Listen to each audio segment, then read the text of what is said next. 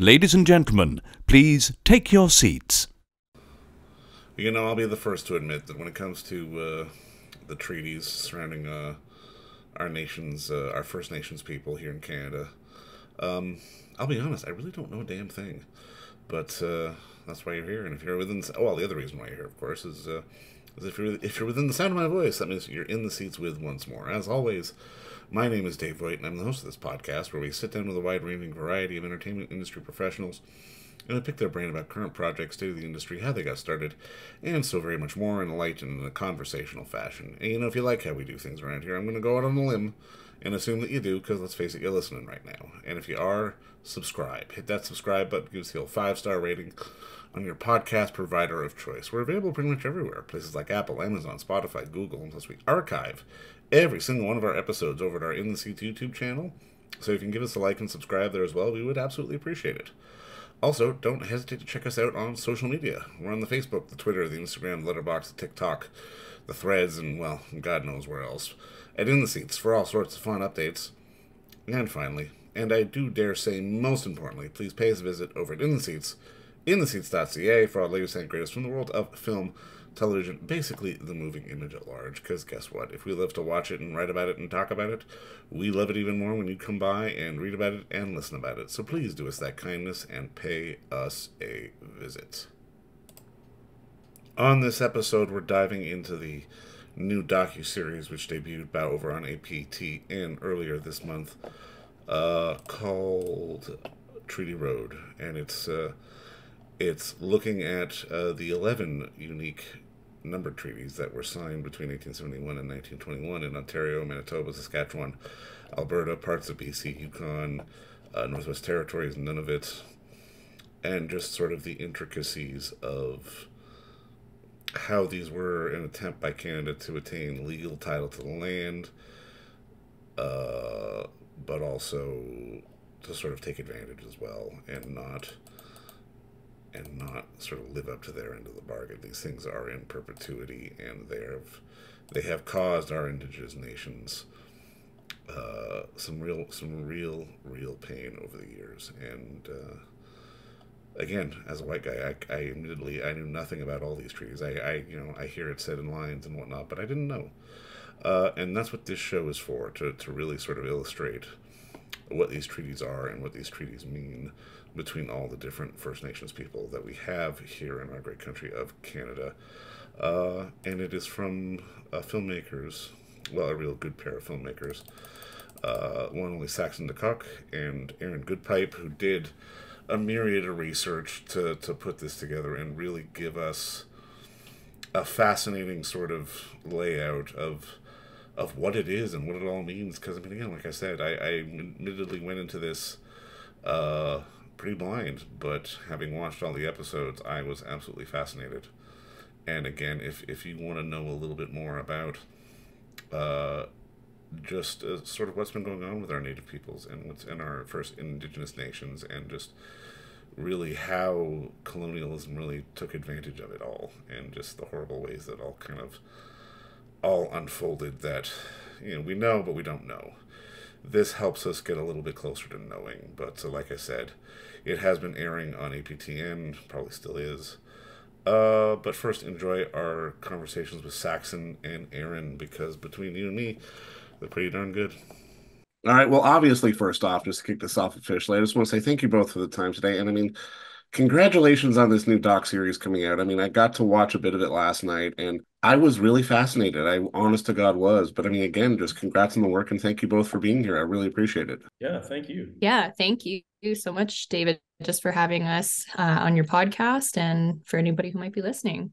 Now, I guess the first question is just talk me through the origin of wanting to do this and tell this story, because I mean, I will admit, like, I was fascinated by it just from sort of the minutia of the back and forth, and sort of the details of the specific treaties, and really the ins and outs of it all, which admittedly I knew nothing about, because I mean, as a upper middle class white guy, we throw the word treaty around kind of sort of fairly generally, not quite understanding what it actually means. Erin, maybe I'll jump in first if you're okay with that. Yeah, I think that's perfect. Just because the sort of seed of the idea came out of, I mean, it came out of the fact that I was doing some research on an ancestor of mine and discovered that he was a translator and then eventually a commissioner with the first six numbered treaties. And like you, I had very little understanding of what the treaties were. You know, it was almost one of those terms that as soon as I heard it, it was in one ear and out the other. And you know, as a privileged white guy as well, didn't really have to know very much about it in my day-to-day life. And so that was sort of where it all started. I was like, that's interesting. Erin and I had worked for a number of years on another series, and you know, Erin would talk about treaty, and she would, you know, she'd mention it because we'd be traveling around a lot, and she'd mention treaty, and you know, was always very vocal about what treaty was, and again, like it didn't really seep in what treaty was, but she would give me sort of explanations and was very patient. And then I sort of, you know, something went off, was like, I put two and two together with my relative and what Erin was saying. And I was like, I need to find out more about what the treaties are and also what his role was. And so I just started talking with Erin. And we thought, you know, this would be a good show idea. And so we pitched it to APTN and they were all over it. And that's really how it started. That's my perspective anyway. Erin, you might have a different perspective. Yeah, no, I mean, Saxon summed it up very nice. I mean, obviously my perspective is a lot different than yours, David, and Saxon's, because I had to grow up with the realities of what come from the treaty, or the impacts or the broken promises that come from treaties, which is you know, it's a privilege to be able to not have to experience those things, right? But for myself, you know, growing up in a broken, dysfunctional family had everything to do with the impacts of treaties. So it was something that I was experiencing heavily as an Indigenous young person and an adult, but then also learning about it through my own community members, and then learning more formally in Indigenous education, whether that was in high school or post-secondary, and not so much in high school, but definitely post-secondary, and getting a degree there in Indigenous education, yeah, really just helped me understand I guess, settler colonial relations with Indigenous people in this country, and how this impacted my family life, my life, and how that, you know, that isn't such a far off thing that's happened. It's not like generations and generations ago, but actually in my parents' lifetime, in my grandparents' lifetime. Yeah. So, you know, having these kinds of conversations with Saxon, just as friends, and, you know, as I usually do as an Indigenous person, is that you ultimately sometimes end up educating people without really realizing that you are. Yeah, so we're just having these fantastic conversations, and I could tell that Saxon was actually really quite surprised by some of the things that I was bringing up. Like, no way that could be a thing. And I would be like, yeah, Saxon, that's real.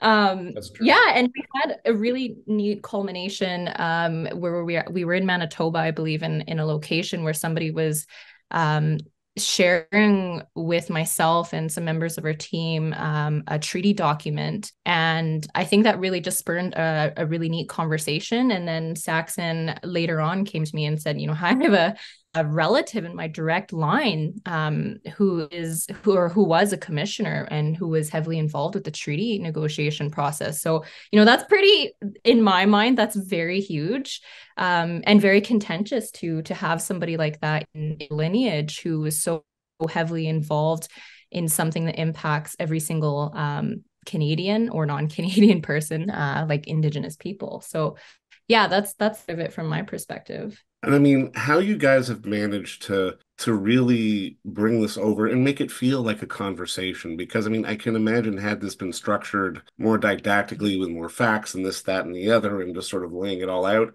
it could have felt too much like a lecture. It could have felt too I guess, overly educational, but for me as a viewer in watching it, in having an almost conversational style, I felt more engaged with the issue and the story that you were trying to tell. Like, how important was it for both of you to really try to thread that needle between getting the realities out there, but also not sort of hammering us over the head with a lot of it at the same time, if that makes any kind of sense? Well, Saxon's journey is so personal, right? Because we're following again his actual lineage and exploring what that means to him, right? Like to have, a great great grandfather. I'm Saxon. I'm sorry if I got the number of how many greats wrong. You should know by now. I know I should. I believe it's times three, isn't it? That's right. Yeah. But to have somebody in your line, that would be really intense for me to have to sift through. So of course it becomes a personal conversation. But I think also like for myself as an educator or as a teacher, we're always trying to figure out like how can we sneakily teach people like in a way Right. where people are engaging with their hearts and not just their minds, so that they feel something and feel moved to do something about whatever they're learning, right? So I think it was just really important that we take it to that level of like emotions, personal story, personal narrative, and really just self-reflection between Saxon and I, and really just going on this journey as people who either don't know anything or are engaging in a journey where there's so much detail, right? Had to take it at that level in my personal opinion. Yeah, I absolutely, I can agree with that, there is so much detail and there's so many different threads that we could have followed and sort of paths we could have gone down in our journey. And, part of the challenge was to sort of narrow that a little bit and make sure that, if we are talking about something and we are learning about something, that we weren't sort of fractioning off and trying to incorporate too much, because the conversation is massive. And, you could have, a 20-hour documentary on each treaty and still not cover everything and all the topics and, all the outside promises that were broken and the manipulation that goes on in the treaty negotiations. And so, a big challenge was to just ensure that we were, covering a topic and having a conversation about that. Tying it back to the personal side of it was mixed feelings the whole time, because this is 4 generations later. I always tell myself I can't be held responsible for what my ancestors did, but I can become aware of it and I can educate myself, and hopefully help to educate other people, so that as we can mend those things that have been so drastically broken and those betrayals that have happened, and at least start the conversation on that, or be part of the conversation. I shouldn't say this conversation has been going on long for a long time. Well, it's been very one-sided, but it's starting to change, which is nice. Well, I mean, I can imagine I think Saxon. Sorry, Erin, go ahead. no, I just wanted to say that ultimately we want these kinds of educational pieces really to be about sitting with the people that are in your closest circle and being able to ask these kinds of questions and being able to have maybe sometimes difficult conversations, because there are many people in our own families who don't know, both non-Indigenous and Indigenous, right? And just being able to go on this journey with Saxon as a friend, to create some sort of safe space where we're both asking questions is really like us trying to represent what we want for other people as well, that it's not a big, giant, complex undertaking. It actually can be learning through asking questions and, going into your own community that's around you and saying, hey, what's the Indigenous community here? What sort of situations are they in? What kind of life am I living? What's my lineage, right? So asking those like very basic questions and not having to go so far and make it a big job is ultimately, I think, what we're trying to portray through Treaty Road as well. Now, I'm curious, Saxon, I mean, specifically for you, because in this you are filmmaker, but you are also kind of subject at the same time. And I mean, that's a difficult one to thread. And I mean, and we'll sort of walk the line through, like, I'm kind of curious, as this was all sort of unfolding, because I mean, again, this is such a personal story for you, and you can't necessarily control where the threads are going to go. Like, how did you manage to sort of, I guess, keep the emotion separate from perhaps the filmmaker side of you? Because I can imagine you needed to sort of have sort of, both sides operating at the same time. Yeah, that's a really good question. I think at at the beginning, I was very much approaching it from a filmmaker perspective, and I was looking at how to sort of construct each episode and what to include and where we go, and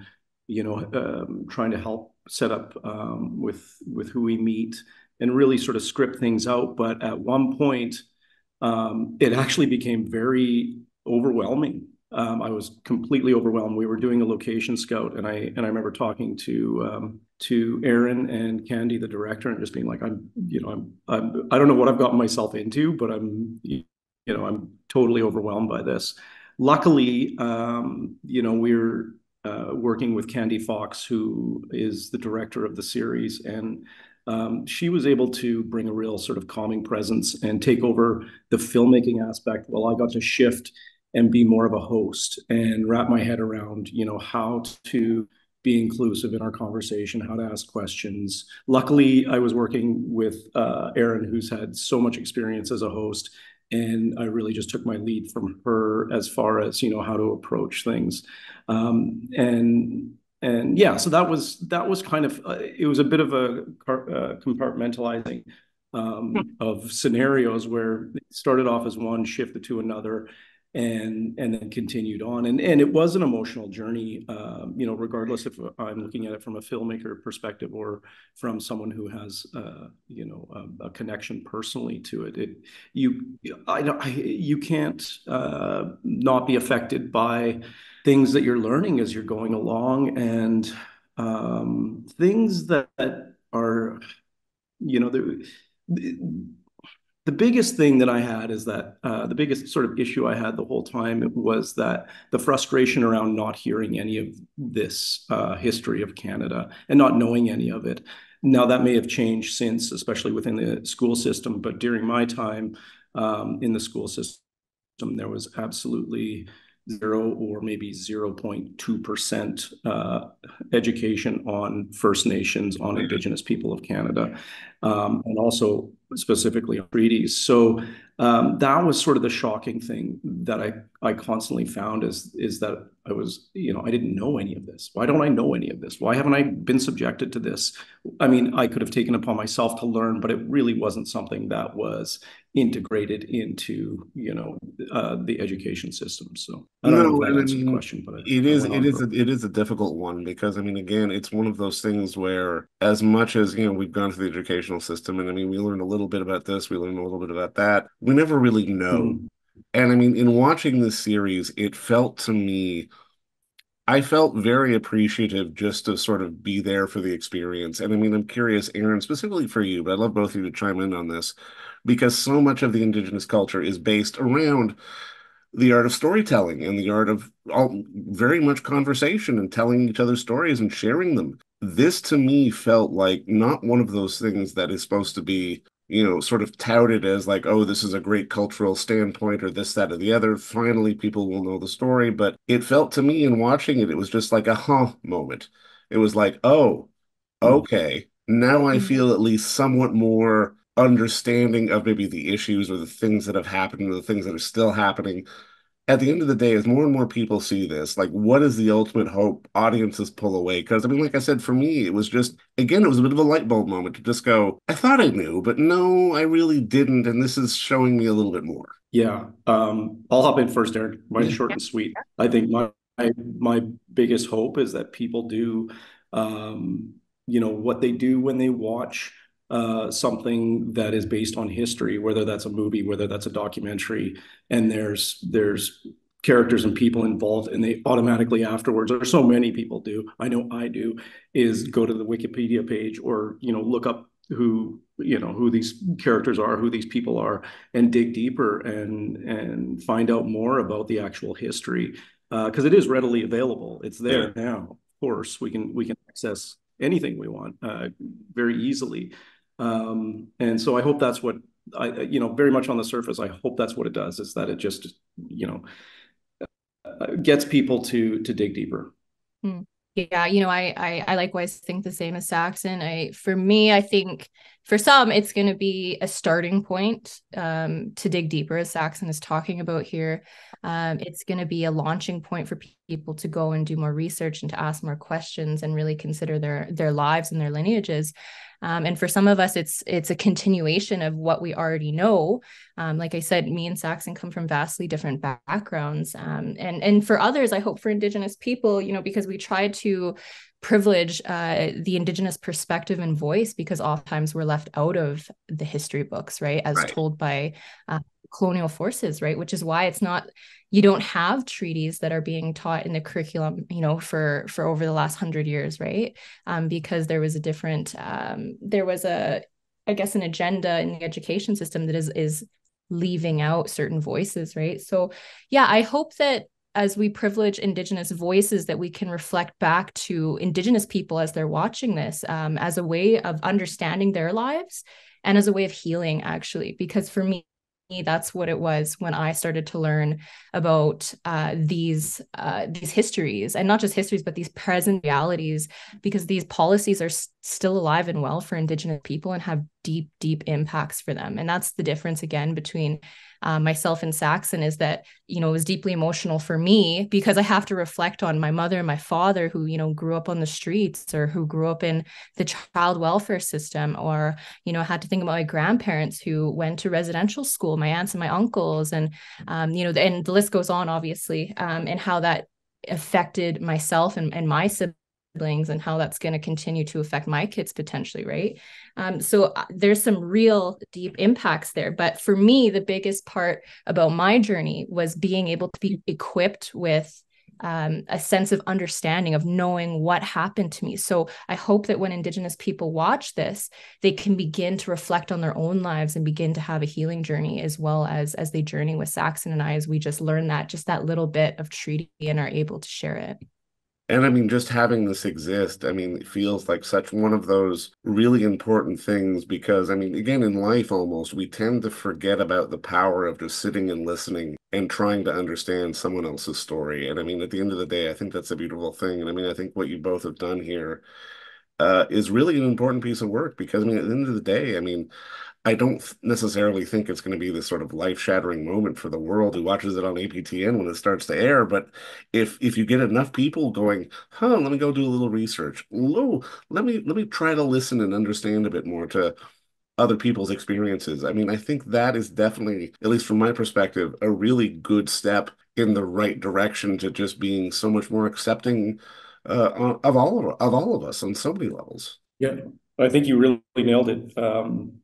I think one thing that we did a lot of is sitting and listening to people and their perspectives. And I think that, that's something that people can take away, is to actually listen. And you don't have to say anything. You don't have to, defend yourself. You don't have to try to placate people or make them feel better. Really often it's sitting and listening. And sometimes what you're listening, on our journey, we listen to a lot of hard conversations, very poignant conversations, and to just sit and take it in and, and digest that. That was a huge part of it. Sure. Mm-hmm. Yeah, no, it's really special about this project was that actually I was pregnant during our filming, and I actually midway through gave birth to my son Sungus. Wow. And we had the opportunity when we went back into filming to go to my home community, Standing Buffalo, or Tutankanajio Oyate. And I was able to share my son with the community for the first time, and with Saxon and the team. And that was a really special moment. And really that's what this is about. And it's what my ancestors fought for within treaty, is thinking about the future generations to come. So even if it is just one piece of information, or it's a feeling that's evoked through what they're seeing or experiencing on Treaty Road, I just hope that it goes somewhere, and that people are thinking about their own children and the generations to come, and what kind of relationships we have that we're leaving here on the planet. Yeah. Sure. But I mean, Saxon, Erin, just thank you for talking. Thank you for the work, and thank you for the privilege of letting us listen, because I mean, I feel better for the opportunity, and just the better for the opportunity to talk to the both of you. But honestly, again, congrats on the work, and thank you both for the time today. I really appreciate it. Thanks so much, David. We Yeah. really appreciate it too. Absolutely. Yeah, we do. Thank you. Alrighty. And don't forget to visit our friends over at Bay Street Video for all your DVD, Blu-ray rental, or purchasing needs this summer, as they are still open for curbside and some mailing delivery as well. Over at 1172 Bay Street, Toronto, Ontario, Canada. You can give them a call at 416-964-9088. That's 416-964-9088. Or send them an email at baystreetvideoto@gmail.com for any of your DVD and Blu-ray needs.